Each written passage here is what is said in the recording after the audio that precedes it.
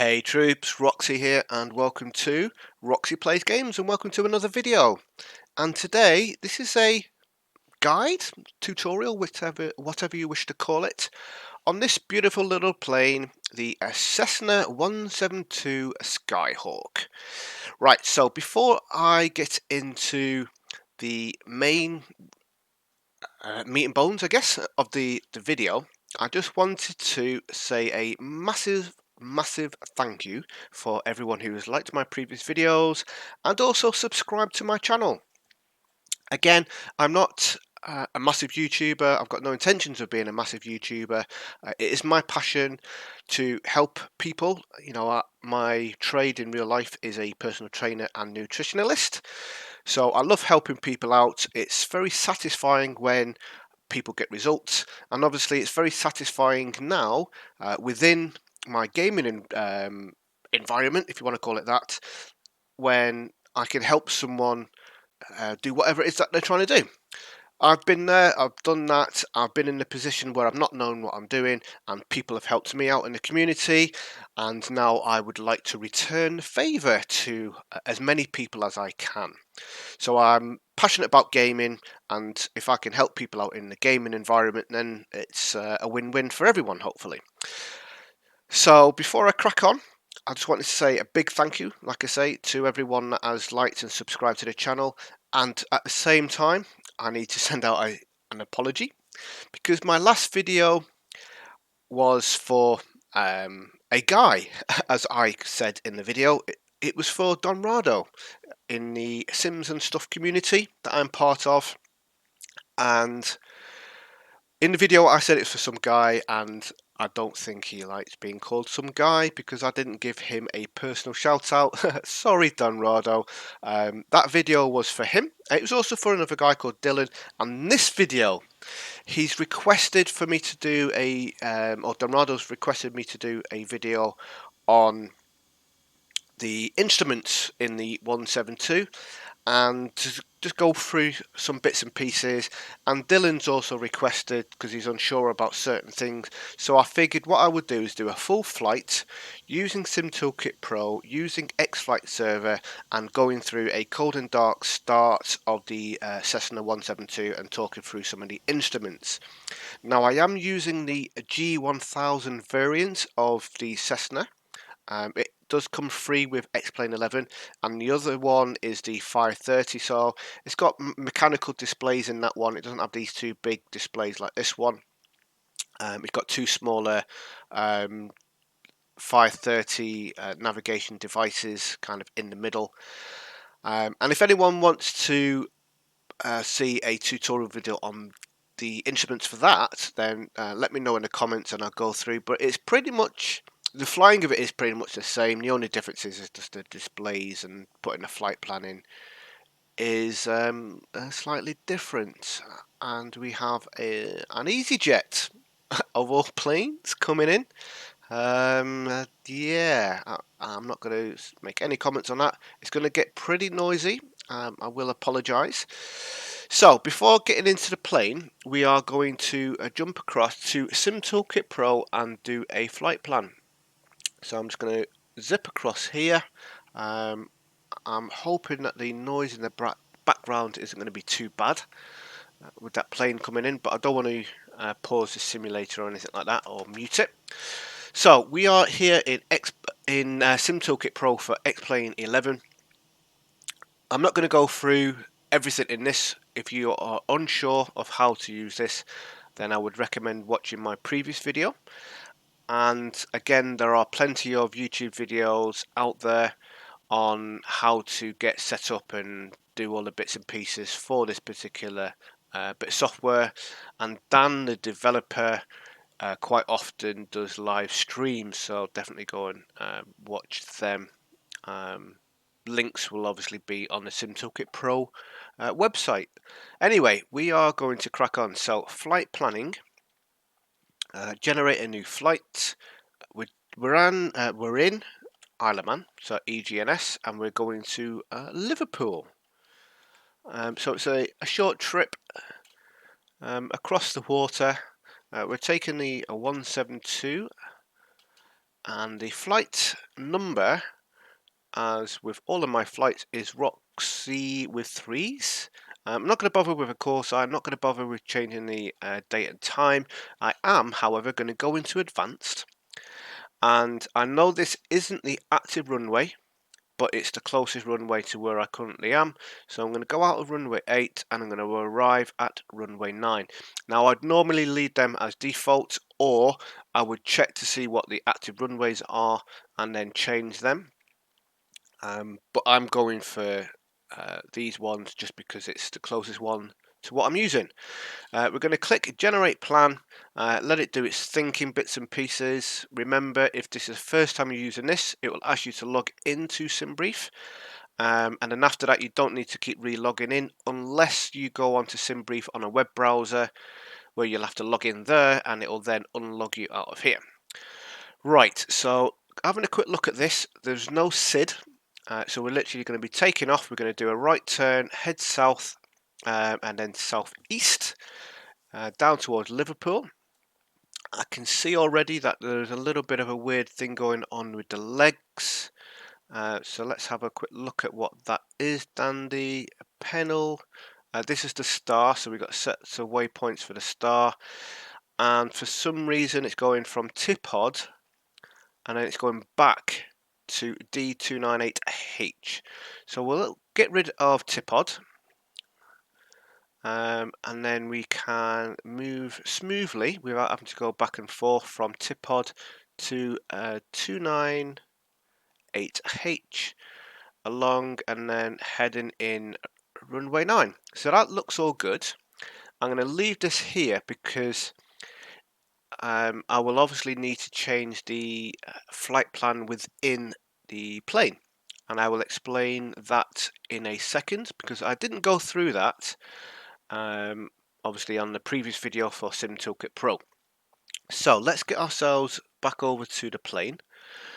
Click that button there, and I don't know why I'm looking at the back of the seat. So we're inside the plane, like I said, the G1000 variant, and I have a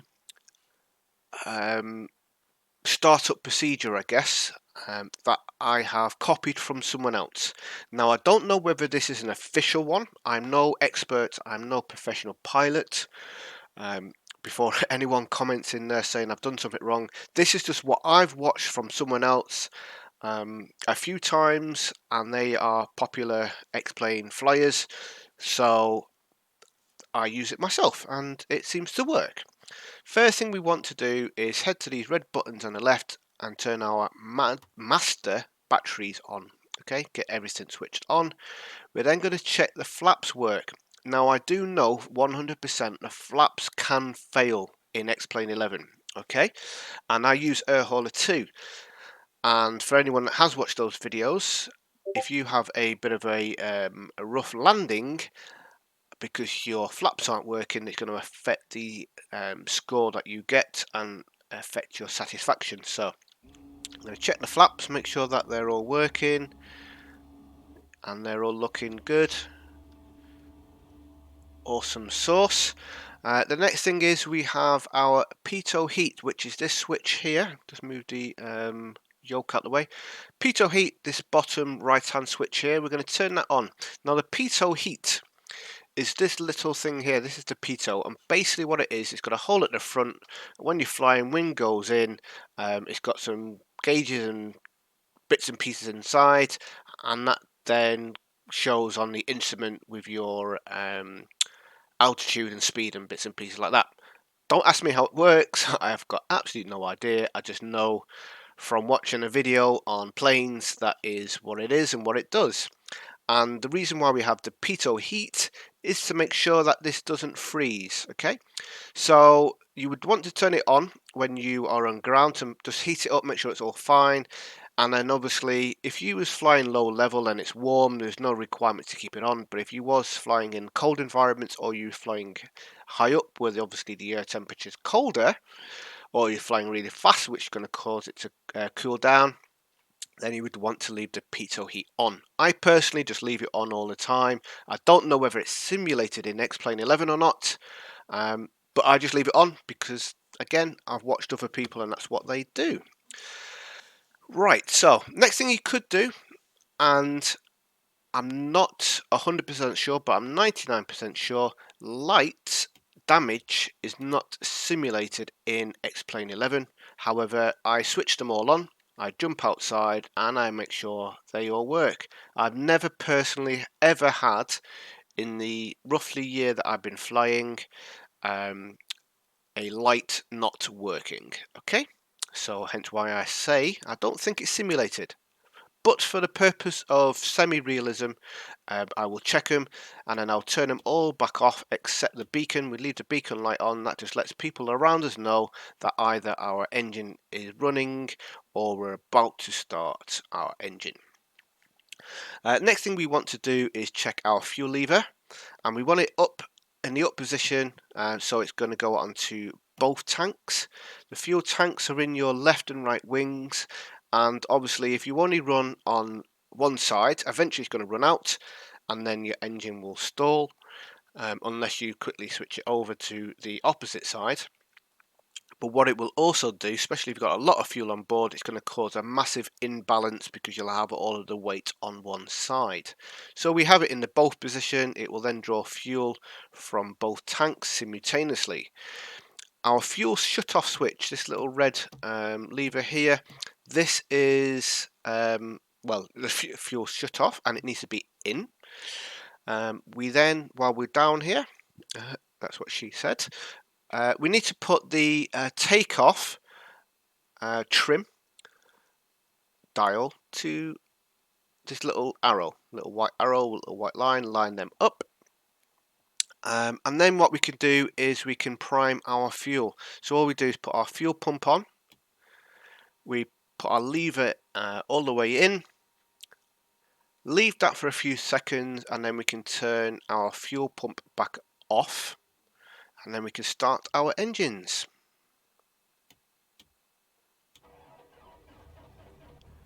And there she goes. We can then turn on our avionics. We can lean out our fuel here, and what we're looking at is on the right hand display. This is the difference between the G1000 and the 530. The 530 will have mechanical dials showing you your fuel flow, oil pressure and stuff like that, whereas the GNS is all here. So we've got our fuel flow, we want this in the green. The lower the better, because then we're using less fuel, obviously. Our oil PSI, we want to obviously have that in the green. The oil temperature will rise as the engine temperature raises. And then our fuel quantity, obviously we've got our blue, our left and right arrows showing you our fuel quantity. Okay, so that is all looking good. Right, this is my interpretation. Okay, it's not an official statement, nor is it in any official documents. This is me. Looking at these two displays, I personally look at these as your left hand screen being your flight control. So if we look closely by clicking the screen, makes it bigger. What we have is the top left hand side, we've got our navigation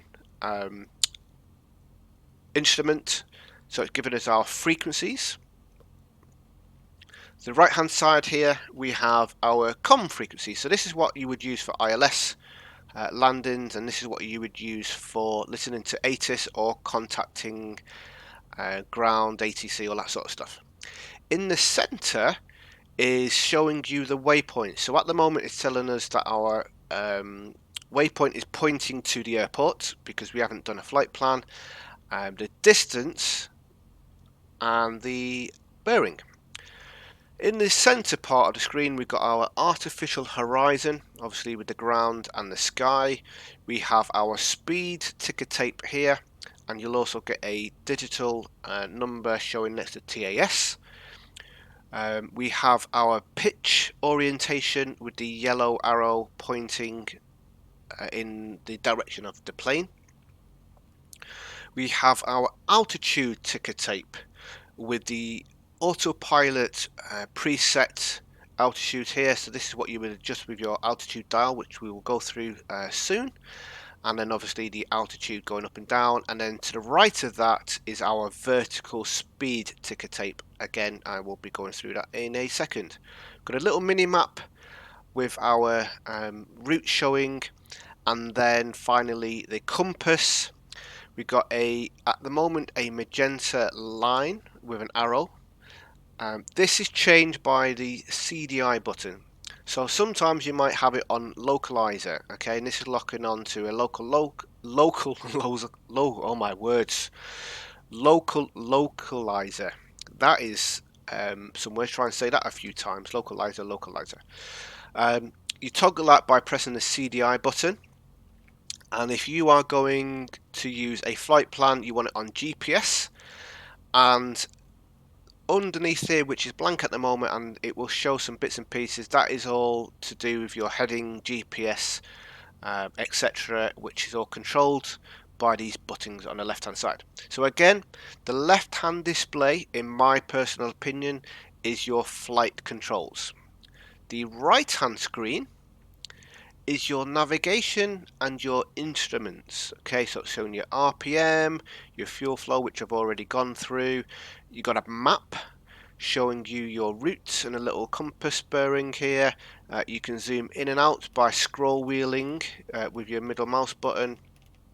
The range, and also you have your flight plan button. Now this does show on the left hand screen, but the difference between the two, if we press flight plan on the two of them, this one shows a small version and this one shows a big version. So this one's more detailed, gives you more information, and this is where you actually input your flight plan information.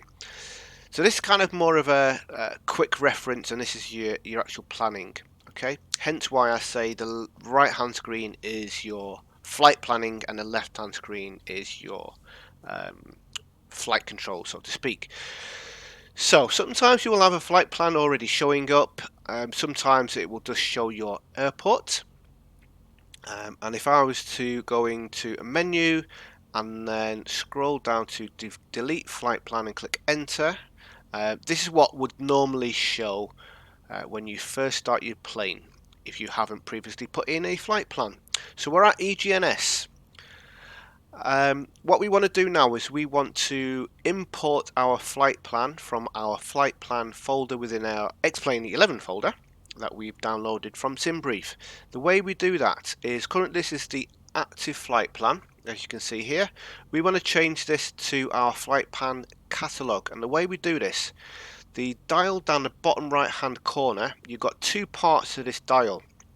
You've got an outside dial which you rotate up and down with your middle mouse button, your scroll wheel. The middle one also has a scroll up and down, and you can also toggle this highlighter by pressing. So you can see in the middle you can go from an arrow to a finger pointing. So the finger pointing will toggle the highlighter on and off, and the scroll wheel will move up and down. Okay, so we want to find our flight plan, which is EGNS to EGGP, and we're going to click enter, and that will now populate our flight plan into the map. So we can scroll out, we can see our flight plan with our waypoints, and we already know that the flight plan on the SimToolkit Pro wasn't quite what we wanted, and when we look at this one, the flight plan goes from Pennell direct to the airport. Now that is perfectly fine in this particular plane, because you are going so slow and generally quite low. Once you get closer to the airport, you can just manually land it. But if you did want to use better waypoints to get yourself more aligned because you're not quite sure, what you can do is you can click flight plan, and then you got this little pink or purple arrow. If you press the middle button again, it will bring up a highlighter, and then you can scroll up and down with the outer wheel okay, and that will go all the way up and down, and the inner wheel is where you would put in a waypoint. So let's say after Penil, we wanted to go to the next waypoint, which is showing on our simtoolkit Pro, which is D304R. If we now go to the inner scroll wheel, it will then bring up this, and we can enter our waypoint. So D, so I'm using the middle one to change the letter and the outer one to move along one. So D3, was it? D3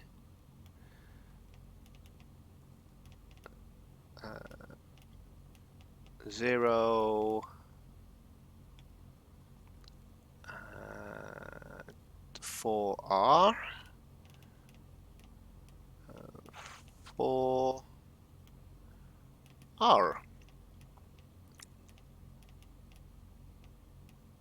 So that's given us our next waypoint. The other way of doing this is, we know if we go back to our simtoolkit Pro, that waypoint that was missing, so it goes from Penil direct to the airport, the waypoint that's missing, D304R, we're also missing Rudger, Tipod, which we're not going to use anyway, and then we've got a couple more waypoints after that. This is our star. Okay, so basically we've imported our flight plan, but it's not added a star. And when you are doing a flight plan in the 737 as an example, you would input your arrival and your departure airports, and you would also input your SID and star if it's got them.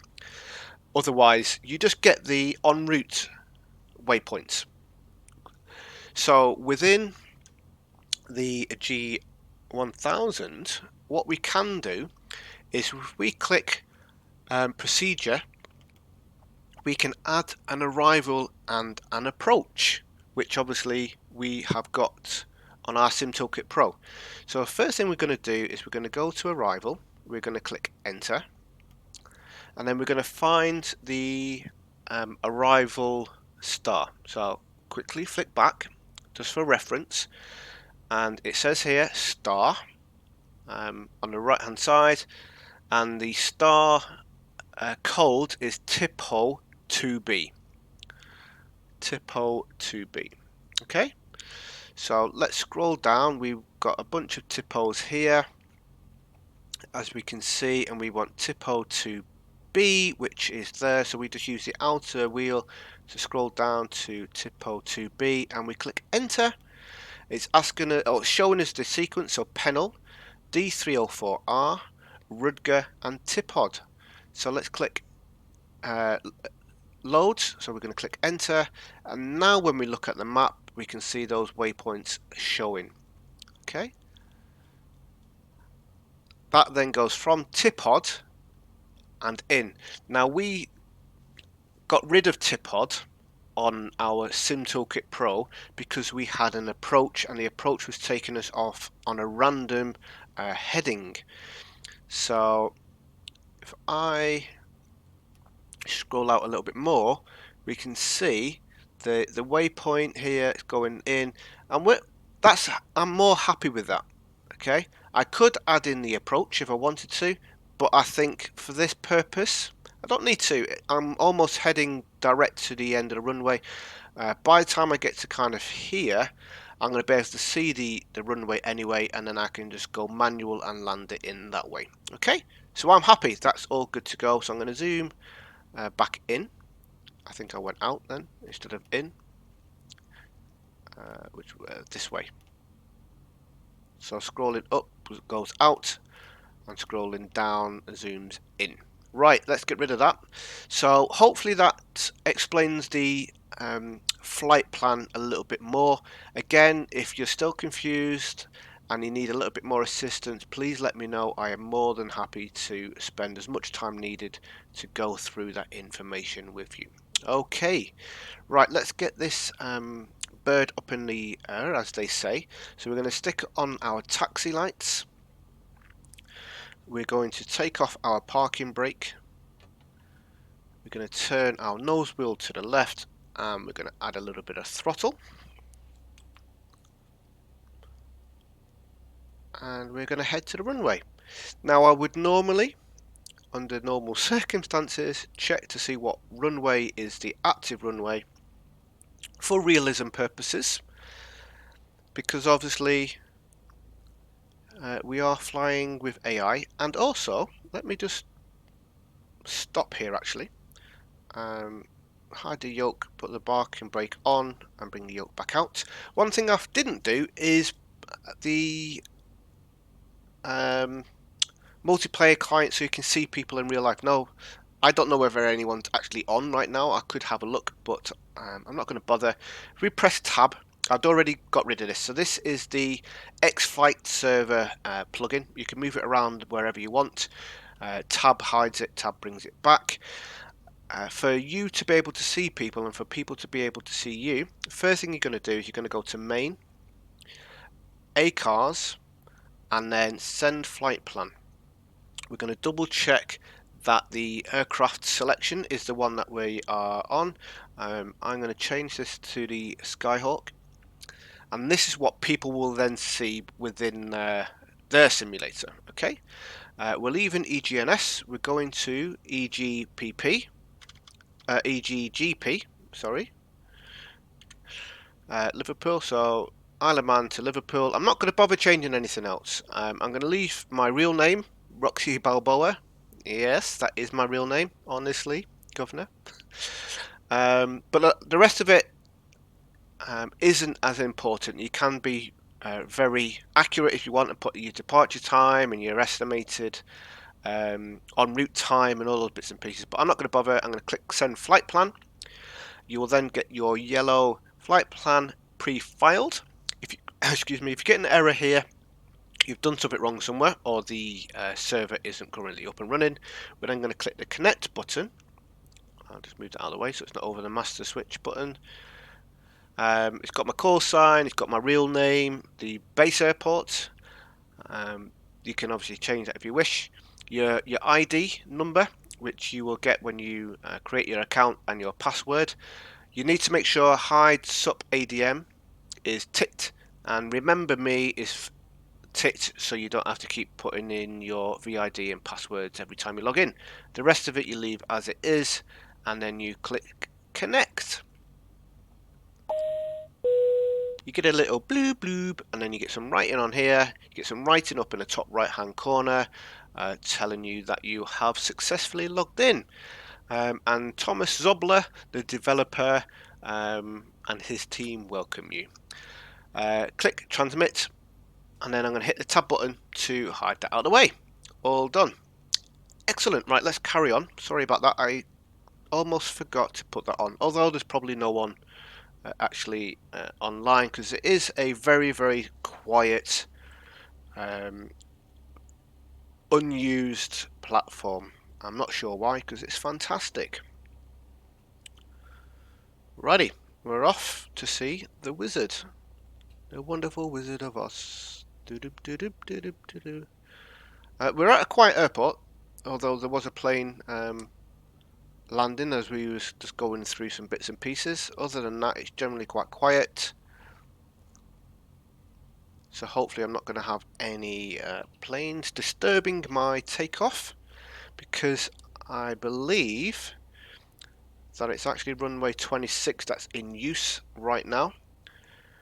I haven't checked the winds either. I would generally check the winds, check what runway's in use with the AI, and obviously that would be relevant to the winds. Yes, looking at the windsock ahead, the windsock looks like it's blowing in the direction that we're flying, which you wouldn't normally do. You would fly into the wind rather than with the wind. But hey, for the purpose of entertainment, maybe we will crack on with what we're currently doing. And then before the point of our takeoff, we're just going to stop here. I'm just going to hide my yoke again so I can activate my parking brake. For some reason my hotkey for parking brake in in the game, in the simulator, works on jets but doesn't work on this plane. So I don't know whether there's a separate parking brake hotkey or not, but it's not a major issue. Right, so this is my personal takeoff procedure. This is what I do when I'm in this particular plane. I'm not going to tell you that this is the correct way or the only way to do this. This is just what I do. It works for me.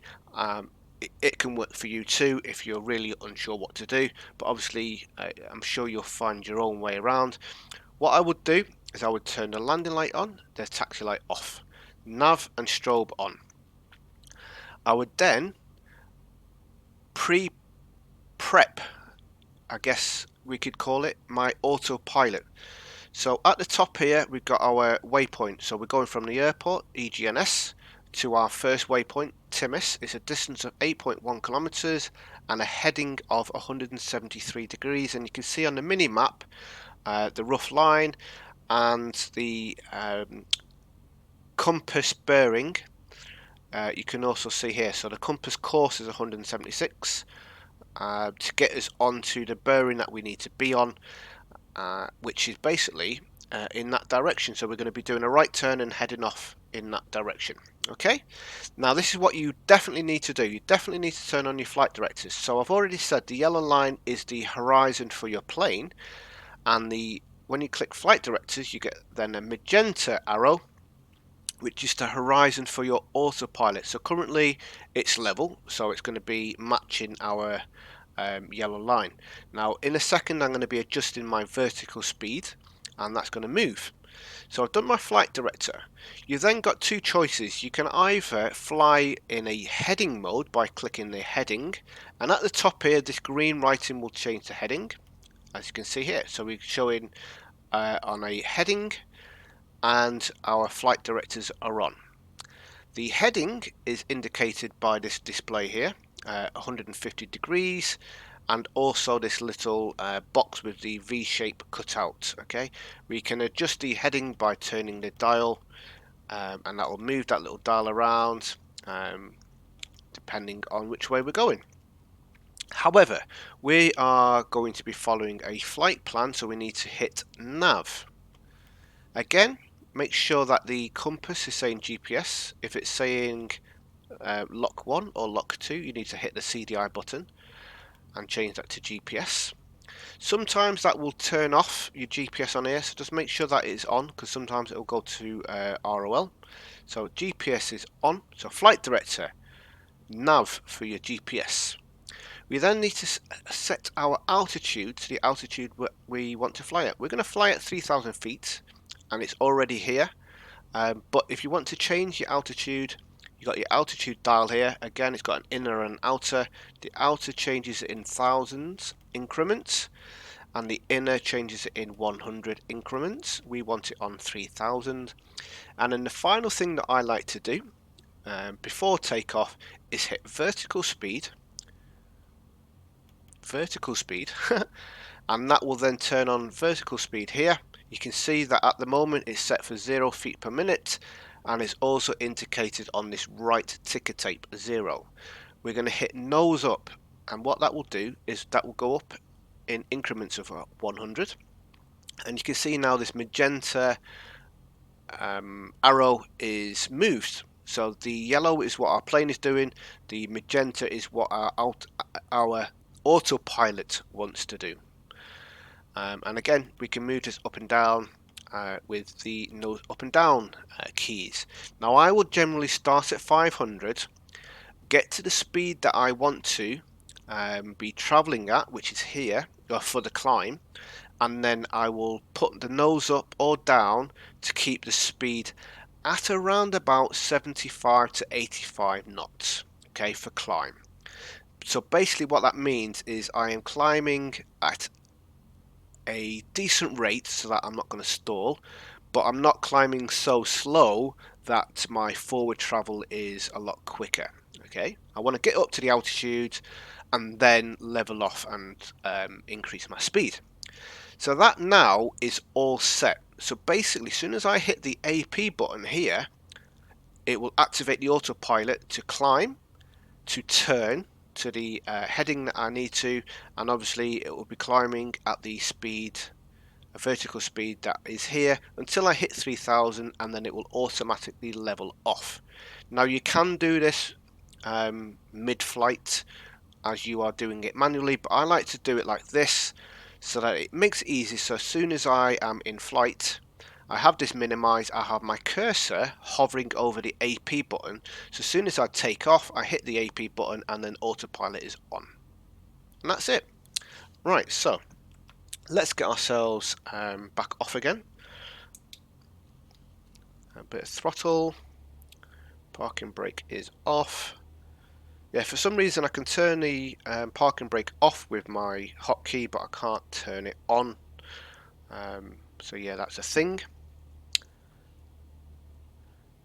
And I'm just going to stop just before here, make sure there's no planes coming in or on the runway. Nothing to be seen. Let's go. So we're going to be doing a rolling start. And obviously because it's a single prop plane, it does have a tendency to turn to the left when you throttle forward, so you just need to add a bit of right rudder to counterbalance that. That plane ahead is miles ahead, 37 nautical miles, so no need to worry about him. So we're going to be taking off and then turning pretty much right straight away. Throttles forward, bit of right rudder. And then when I get to around about 70-75 knots, I'm going to pull back on the throttle, on the joystick, sorry. I'm up in the air, and now I'm going to go over to autopilot on the right hand screen and hit the button. And that now has activated all of the functions of the autopilot. So if I bring this screen up now, we've got our indicated speed, which is increasing. Our plane is on the magenta line, so it's following the autopilot path. The plane is going to be turning to get ourselves onto this magenta line, like we can see on the mini-map. And we're going to be climbing at a speed of 500 feet per minute. Now I want to increase my climb rate, which means decreasing the speed. And the way we do that is put the nose up. So we actually control our speed with nose up and nose down rather than the throttle for doing the climb. Now I know that around about 1100 is where I want to be for our vertical speed, so I'm going to go above that to bring the speed back down. And then when I get to about 90, I'm going to bring the nose back down and then try and find a balance of around about 75 to 85 knots. I don't know what the professional climb speed is, but again, watching other people, that's what they seem to be doing, so I can't be too far wrong. Let's bring it down to 1100. Speed's going up a little bit, so let's go to 1200 feet per minute. Speed's coming down slowly, that's totally fine. I've got no flaps on, there was no flaps required for the takeoff because it's such a long runway and this plane can take off fairly quickly. So speed's kind of hovering, 86, 87, slowly decreasing 85, so I'm going to keep it there. We're currently at 2,000 feet, 2,100 feet. We're climbing up to 3,000, so it's going to take less than a minute, and the plane will automatically bring the nose back down when it gets closer to that. Now I'm approaching 80 knots, so I'm just going to bring the nose down because I don't want to end up stalling the plane, because that will be really bad. We're approaching the magenta line, so we're going to be turning left soon, and we're also approaching our altitude of 3,000 feet. So as you can see now, it's decreasing itself automatically, bringing the nose down, the horizon down, and then it's going to level off, and then this will change up here, altitude 3,000 feet now.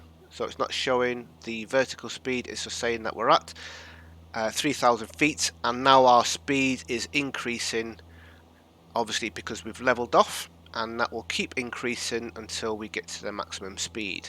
So that is that. Let's close that window down and let's bring up our right window, our navigation and our instruments. Now again, I don't know how much of this is realistically implemented in Xplane 11, but from watching other people, I keep saying the same things over and over, but that's how I've learned, okay? From watching other people, and for obvious reasons as well, we want to reduce our fuel flow to a reasonable number so that we're not burning excess fuel, okay? And there's a fine balance between going at a speed that we want to get somewhere quickly and obviously using too much fuel. Now, yes, I know it's a flight simulator. You can add extra fuel mid-flight by just going into the settings. Blah. It's unrealistic. That's not how I fly a plane, okay? I will make sure I've got the required amount of fuel, and I will try and balance off the speed. So there are two ways that we reduce our fuel flow, and I'm using my throttle controls by moving our mix lean, okay, bringing that out a bit is going to reduce that, but obviously we don't want to go too far, otherwise it's going to stop the fuel flow, and then we won't be able to well, just cut the engine off because we won't have any fuel flow.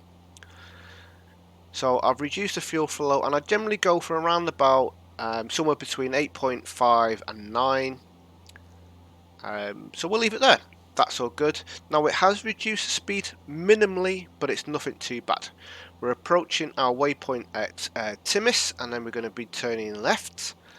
And then the other way of reducing our fuel flow is obviously bringing our throttle back. So that's this black lever here. Obviously I'm using my throttle quadrant, and if I bring it back, you will hear the ending noise changing. Okay, and that brings the fuel back. The fuel flow back. But we're going to keep it on maximum for the purpose of this video, just so that we get from A to B as quickly as we can. So I'm just going to put the fuel flow back up. Like I said, I would generally keep it lower, but I'm going to keep it at the high end of the green, just so that we get there a little bit quicker. It's not going to take an overly long time anyway.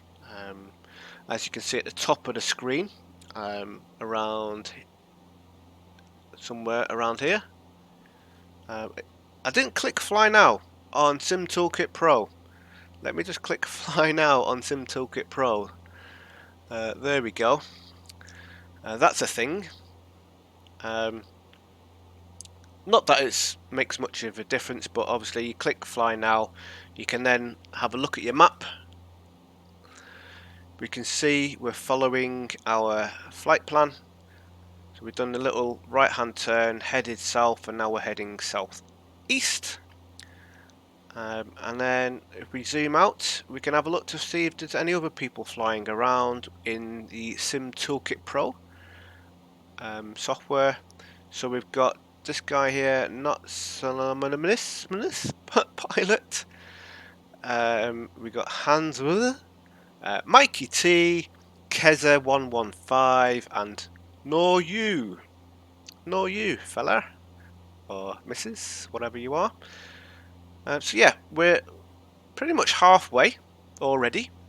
No, we're not. I'm lying to you. I was looking here.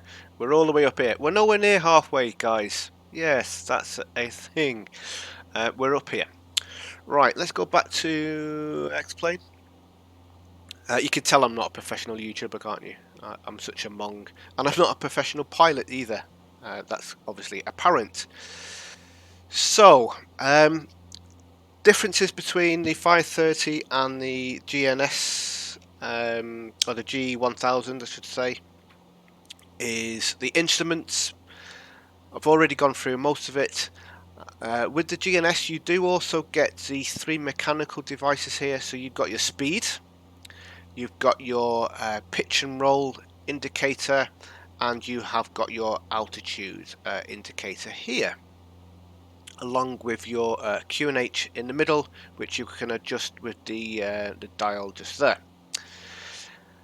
That is there just in case you get any digital failures. Again, I don't know whether that's a thing in Xplane and whether it's simulated. And yes, I am flying in the clouds, which you shouldn't do on a VFR flight.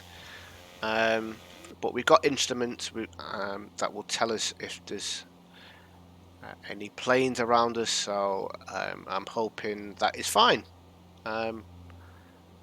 What we will do actually is we're going to do a climb and a descent mid-flight, just so you can see how it's done. So we're going to climb above the clouds, and then we will descend below the clouds.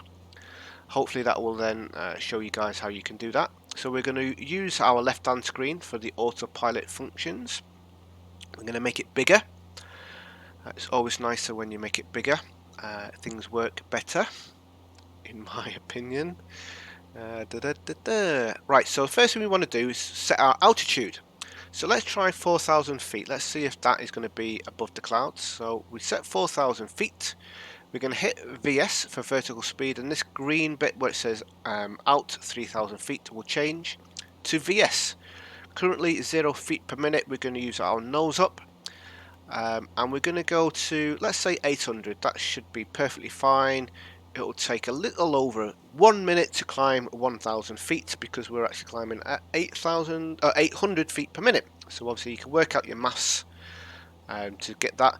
But at the same time, I'm also looking at my speed to make sure it doesn't drop below 75 knots. Otherwise, we're going to then end up potentially causing a stall. The autopilot will turn off. We will then end up turning in a random direction and crashing down to the sea below us, which we don't want to do. So let's go into outside view. We've still got 400 feet to go, but we're still in a lot of cloud. It's not great weather here. At least it's not like thunderstorms and rain. However, it is still cloudy. I can just see we're breaking through. Not sure if we're going to be high enough. We might need to go a little bit higher. Yes, I think we will do. So let's increase the altitude. Go back to the display, and let's change our altitude to 5,000. No, 5,000 please. Vertical speed, nose up, 800. And let's see whether 5,000 feet will get us above the clouds so we can see around us. Big thick layer of cloud this, isn't it? Big thick layer. So this video is going to be quite a long one. Obviously I have waffled on at the start about SimToolkit Pro and the plane itself. So I need to try and waffle on as much as I can through this flight. Otherwise it's going to be around about 20 minutes, 30 minutes of quietness. Wow, this cloud layer is really really thick, isn't it? We might even need to go even higher than this by the looks of it. Let's go for 8,000.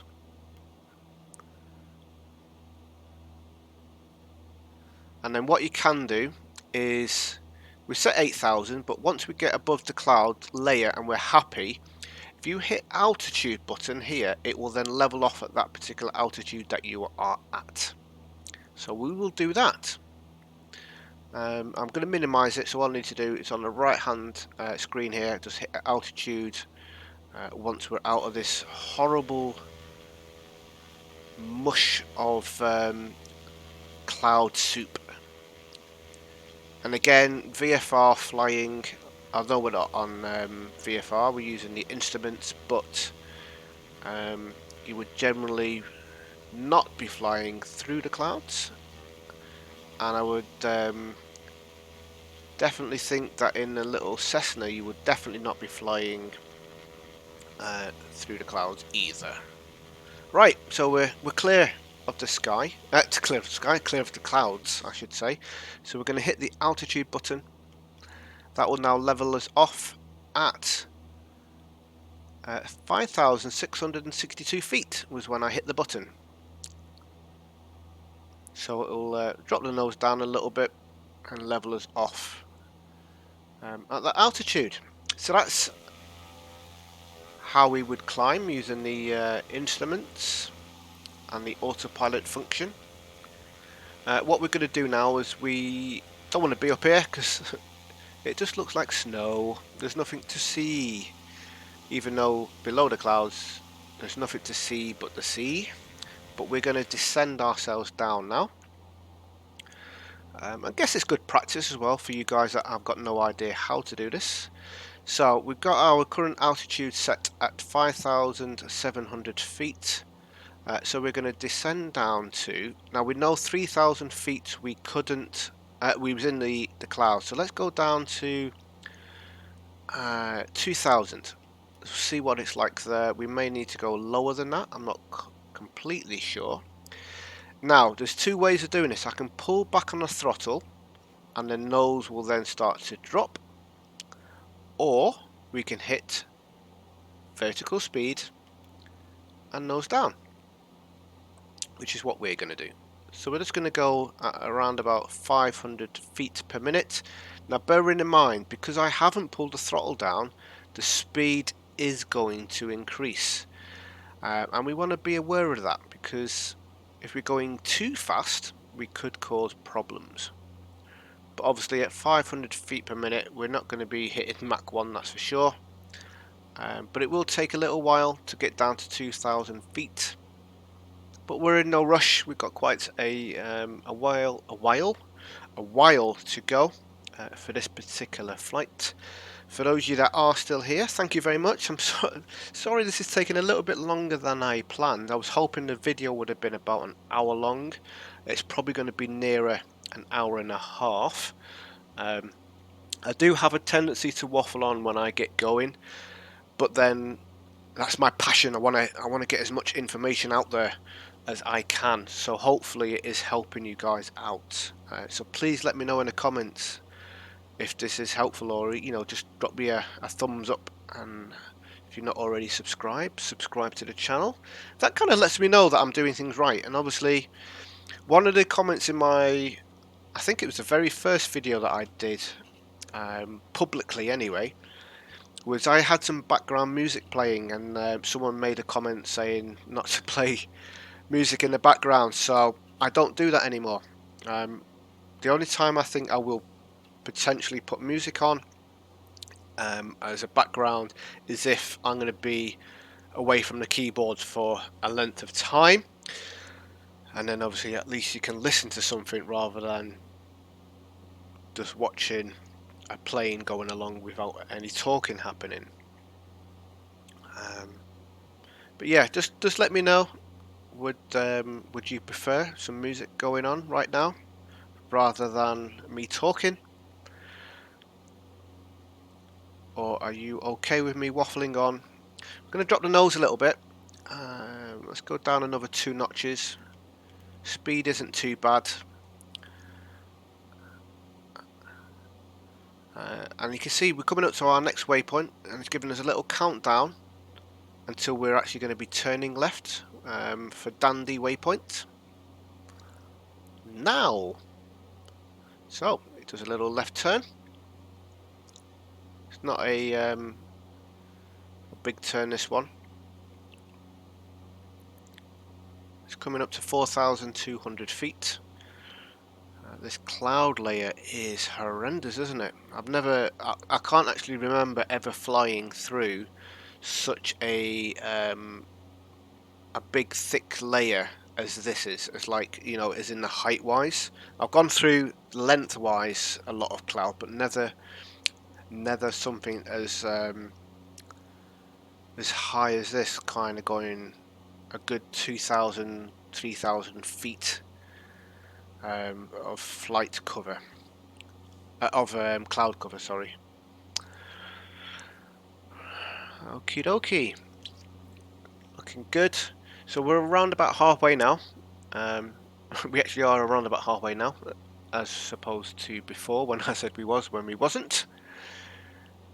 So going back over to our simtoolkit Pro, as you can see now, if I get my cursor over, we're just here, gone past the dandy waypoint, coming up to Pennell, and then D304, a Rudger D298H, and then the only difference from this flight plan compared to the flight plan that's in the plane currently is we're going to be going from D29H direct to the airport, so we're not kind of doing this dog leg here to align us up. If I was in a jet, I would 100% be using this dog leg to get myself aligned up so I could then lock onto the ILS a lot easier. But obviously we are going to be doing a manual landing, so there's no requirement for ILS. So once I kind of get over the Mersey, I can then see the airport and land, providing the cloud isn't like it is here. So let's go back to Xplane. We're still descending, we're still in the cloud. I'm not sure if this is ever going to end. Hopefully. I don't particularly want to climb back up again. I'd sooner be at a lower level, certainly for this particular plane. I can see water. I can definitely see water, so it looks like we're coming to the bottom of the cloud layer. What altitude are we at? We might need to drop down to about 1500 feet. So let's just drop that down a touch more.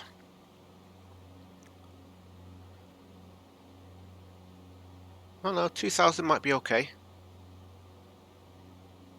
Yeah, we'll keep descending a little bit more so that we're out of that cloud layer, so we can actually see the sea rather than just seeing clouds.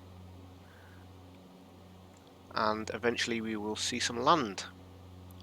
Land ahoy, as they would potentially say somewhere. I've heard. I've seen in films. Oh, bleh. That looks a bit ugly.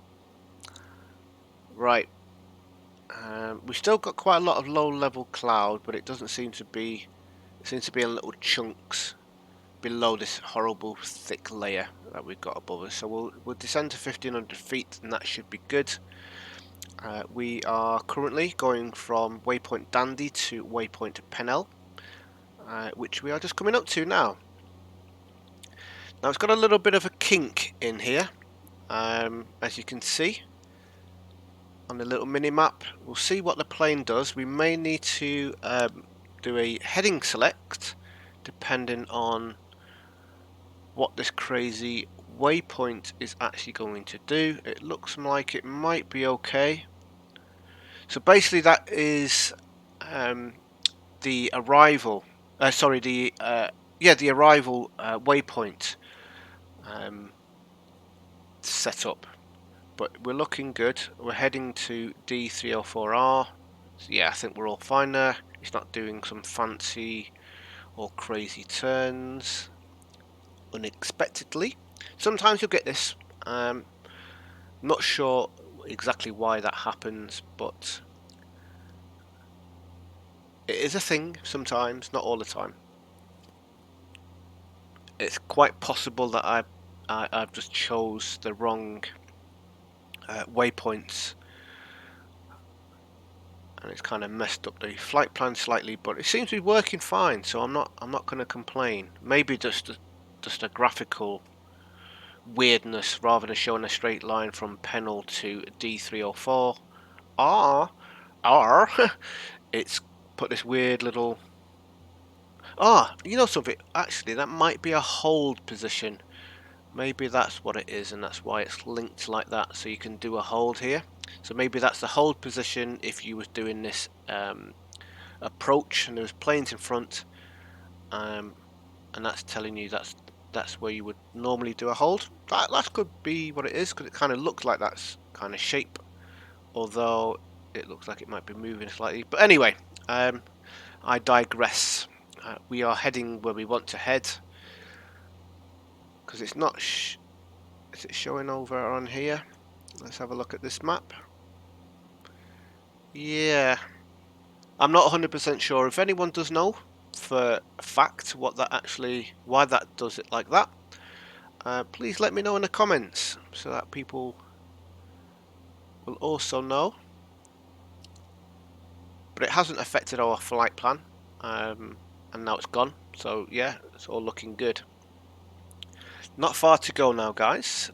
Just a couple more waypoints, and then we're going to be heading over Birkenhead, Wallasey, that kind of area. West Kirby into Liverpool Airport and over the Mersey, not on a ferry across the Mersey, as the song may go. So generally I would be having the throttle back a little bit, because as you can see the RPMs is kind of in the red, and the fuel flow is quite high. Obviously it's not all the way up, but it is quite high. I have pulled the mix back a little bit to help with that, but we've got plenty of fuel anyway, and obviously it's not real life, so I'm not wasting real life money with excess fuel burnage. And again, I'm not 100% sure if it's simulated in the game, or in the flight sim I should say, having a higher RPM, whether it causes engine damage. But generally when I'm flying without recording videos for you guys, and I'm doing a whole of 2 bits and pieces, I will be as realistic and do things as correct as I possibly can, just to avoid any potential damages that I could get, if that is even a thing or not. I know landing can obviously cause damage, and certainly with Air Hauler 2, if you do any drastic turning left and right or up and down, that will affect the satisfaction rating. So, oh, we got a bit of rain, guys. We have a bit of rain going on, though can't quite see it in the cockpit, but outside we can. So I'm not going to complain. So anyway, if you are finding this video useful and helping you with your personal flight sim experience, make sure to let me know. And if there's anything else that you would like for this particular plane, if you would like the other variant, the 503 variant, which again there's not much to change really. It's basically the display is different. Entering your flight plan on the 503 or 530 is slightly different, but other than that, flying it, autopilot functions is exactly the same. So if you just need me to kind of show you how to input a flight plan and follow a flight plan, that'll only be a 5-10 minute video, so I can definitely put that up in short time. But if there's any other planes that you would like to learn, then let me know. If I don't already know it, I will learn it and show you, providing I've obviously got that plane. 3 planes that I have that are in my recommended list for you guys is the Robin 401. It's free, so definitely have a look for that one. It's got the G1000 display, so flying it will be same as flying this. It looks different, it's more agile, so you can do a few more things in the plane if you want to, but it's got similar flying speed, flying functions as the 172.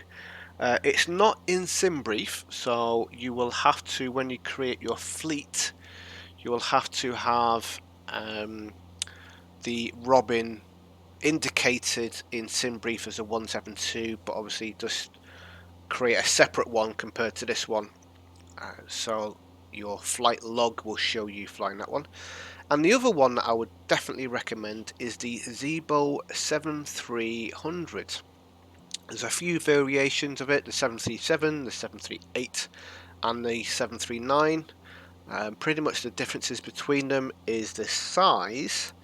I use the 738, and I'm not 100% sure on this, but from what I've heard, the 737 doesn't have in-plane passengers.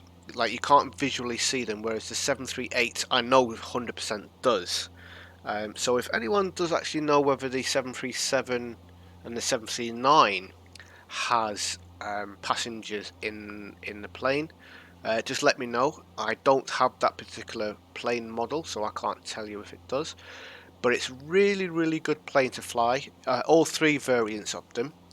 The interior and exterior visuals are amazing, and I would say it's on par with a payware plane of the kind of 60 to 70 pounds area. It is that good, but it's free, so I would definitely recommend getting yourself onto the org forums and finding that plane along with the DR401, the Robin DR401.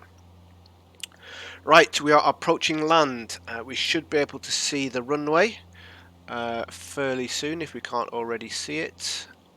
Should be just ahead, across the Mersey there. We can see tower. The runway's kind of on the right hand edge here, so I will be going into heady mode. And oh, there is a guy here. Who is it? It's Don Rado. Don Rado. Don 22. I'm sure that is Don Rado. Don. Haha. Let me go over to simtoolkit Pro and see if it is him. Oh look. Haha. I mentioned Don Rado and here he is. Hello Don. I heard my Discord message, I think, going off earlier. Obviously I haven't flicked onto it because it would pop up for everyone to see, and that could potentially have been you messaging saying that you was here. Awesome sauce. So you will get to see his plane, he will get to see my plane, if he's not taking off. He's definitely moving. Can't quite see whether he's flying or he might be flying away. But yeah, so you get to see the letters or the name for the plane, and then you'll obviously see the plane itself. Providing the CSLs are all installed correctly. Sometimes they don't, and you have to go and reinstall them. We're all looking good. Right, so I'm going to go into heading mode now, and I'm going to maneuver myself so I can land on the runway, and I'm also going to drop my altitude to let's go to 800 feet. So 800 feet on the altitude. I'm going to go vertical speed, drop the nose down at around 300 feet per minute. I'm going to adjust the heading to 150 degrees and hit heading on the autopilot. So we do a little right hand turn here.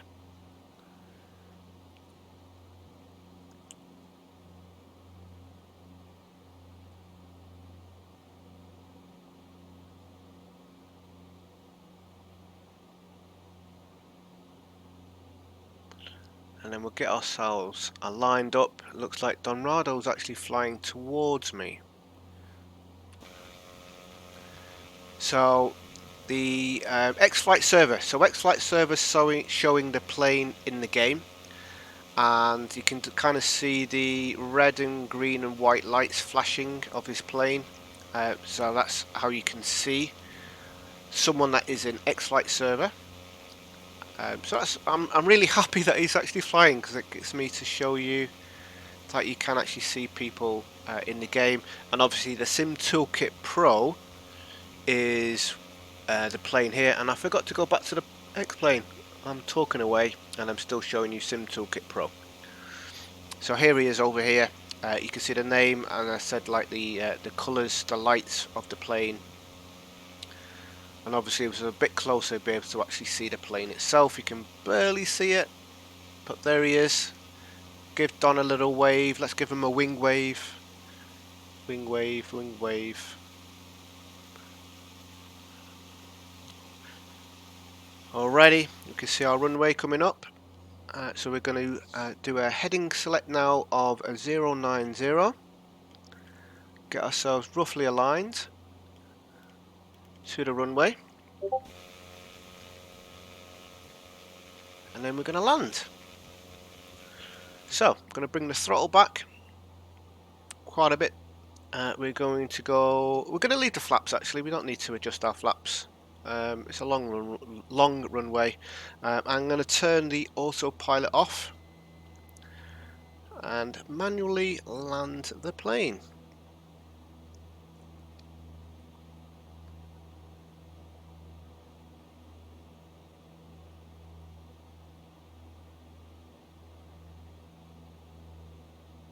I'll bring the speed back a bit more.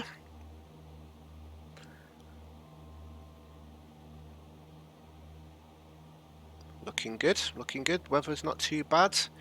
We've got all red lights at the moment, but I am quite low. Generally you'd be a little bit higher on the approach, and that's probably because I'm still descending. So let's bring the nose up. Don't want to be going in the water.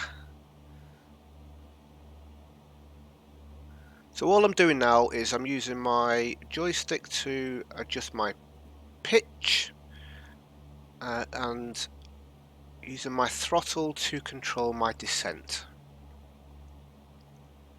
Obviously the slower we're going, the more we're going to descend.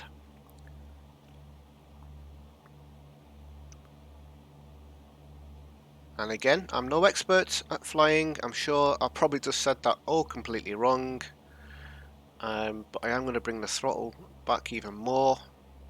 Get the speed right down. Because this plane is very bouncy when you land quite fast. Which is obviously something we don't want to be doing.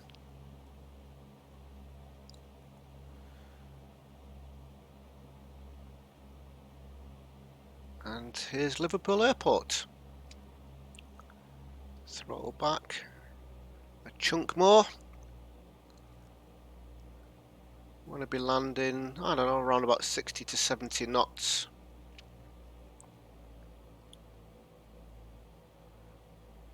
Going to head over the piano lines, as they're called.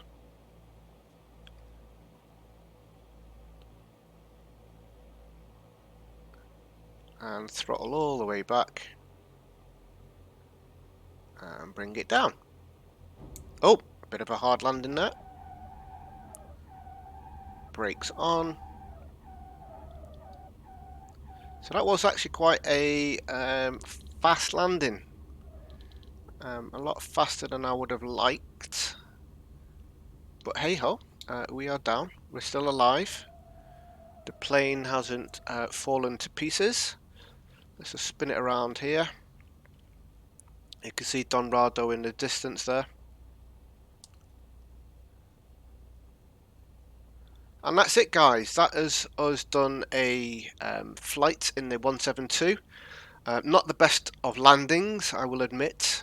But again, the plane didn't smash into a million pieces, which is nice. And we would taxi our way over here. So at this point, I would turn the landing lights off, turn the taxi lights on. Nav and strobe can come off.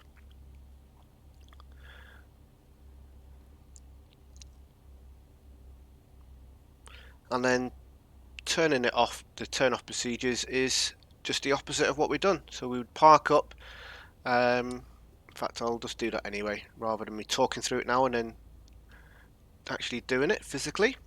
So, we are going to park down here.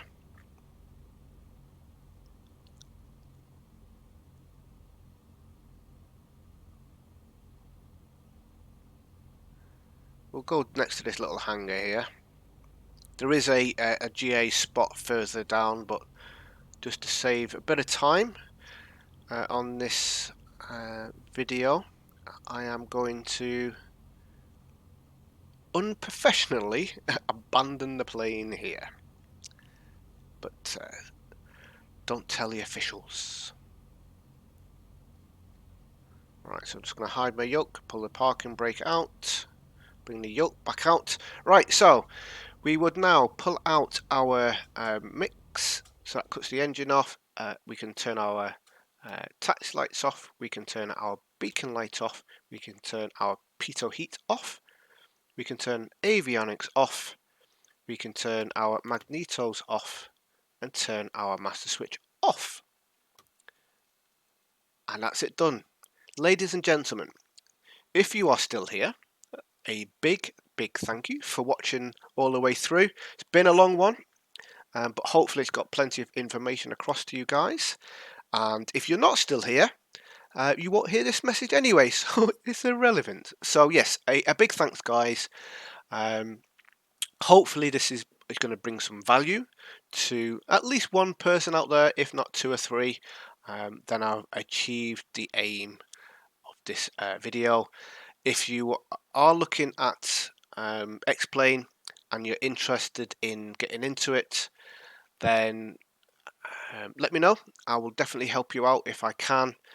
And if there's any other videos that you would like on this particular plane, on SimToolkit Pro, on the instrument, or any other plane, again, let me know in the comments below, and I shall try my best to help you out.